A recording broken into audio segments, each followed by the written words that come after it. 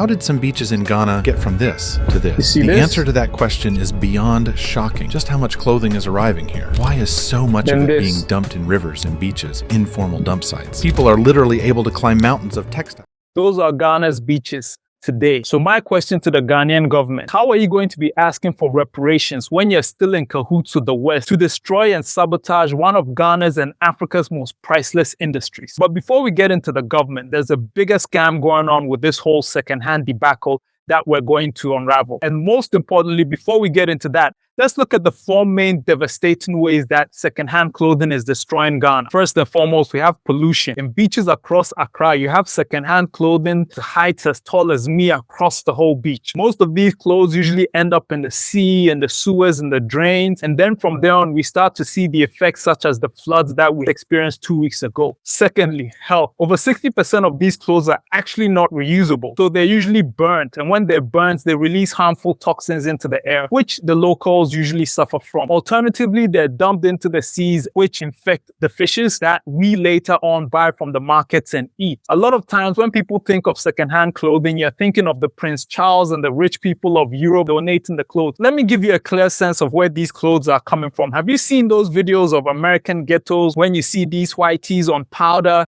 and they're falling and they're standing still? Those are the people who, when they pass away, they round up all their clothes, all the stuff from their boxes. These are the clothes that are being sent to Africa. These are people who have skin diseases, illnesses, most of which Africa is not ready for. They send the clothes to other impoverished countries in Europe where they get to pick out the better clothes, and then the rest of the garbage is what Africans have to deal with. 3.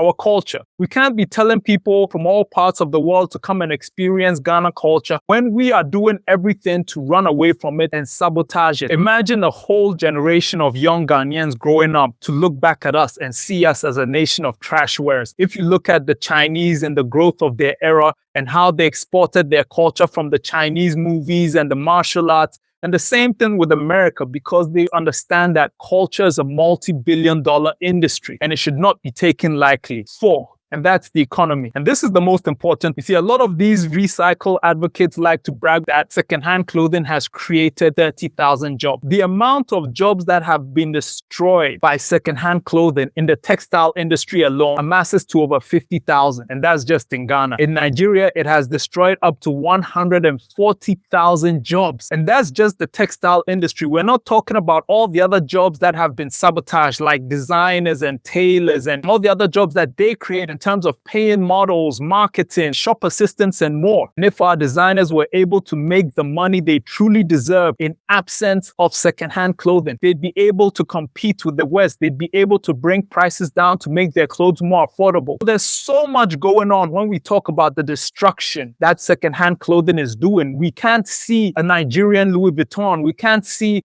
a Ghanaian Gucci because of secondhand clothing. But here's where the big scam is. Listen closely. African fashion has been growing through platforms like ours that made it its prime objective to promote African fashion through social media. African people are beginning to appreciate our own fashion and culture, and we're spending less on secondhand clothing. And not only that, but the industry is growing with more of the African diaspora supporting African fashion. However, this doesn't sit with the agenda of the West. So some of you may not have realized, but in the early 20s, there was a sabotage of African fashion pages dedicated to promoting African fashion. Not only that, they've also come together to initiate programs to boost secondhand fashion. They're finding influencers and celebrities to promote the buying of secondhand clothing under the banner of sustainable fashion, which I'm sure most of you have realized within the past few years. They're also finding designers and encouraging them to recycle secondhand clothing. They're funding them, sponsoring their trips to countries outside of Ghana. They're trying to give them the facade of success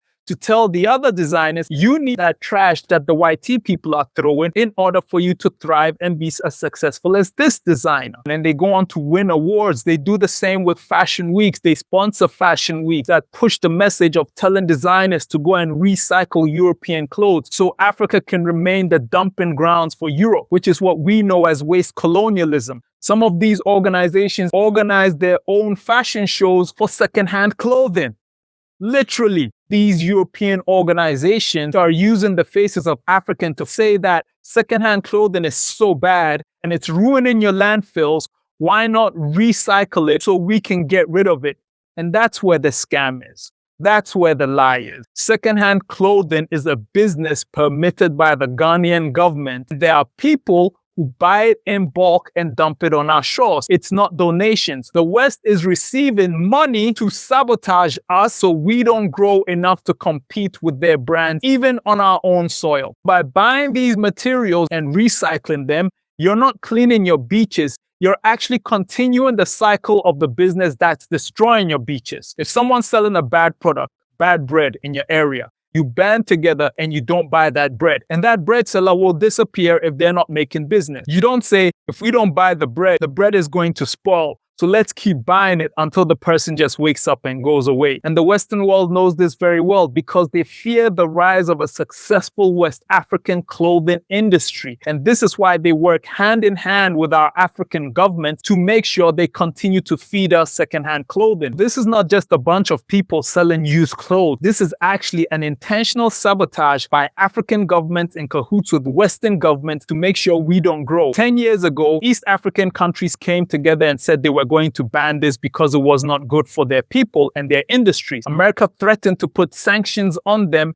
and remove them from the AGOA program if they didn't fall in line. And all of them chickened out except for the hero Paul Kagame of Rwanda. So when you see it in Ghana, realize that this is an intent to sabotage West Africa from growing. And if our governments won't do anything about it, then it's up to us to say, we will not support or buy this stuff anymore. The fake organizations are trying to use your disgust for what is going on in our beaches to help fuel the industry that is destroying our beaches. And some people would ask, what about the poor people who can't afford new clothes? Did the generation before you not have clothes? We have enough clothes in our own ecosystem that we can recycle ourselves. And if we were supporting our own industries, those people wouldn't have been too poor to buy clothes in the first place because they most likely would have had a job in the fashion industry. We don't need our kids wearing Make America Great Again t-shirts. We don't need our kids wearing racist UK Union Jack flags on their shirts. We don't need our kids wearing I love NY when their nationalities are getting kicked out of NY. Secondhand clothing is actually a war on Africa's economy. And so we've stood on this with Fashion Ghana. We've stood on this with Accra Fashion Week. And that's why we've made Fashion Ghana a home for creatives of African fashion all over the world.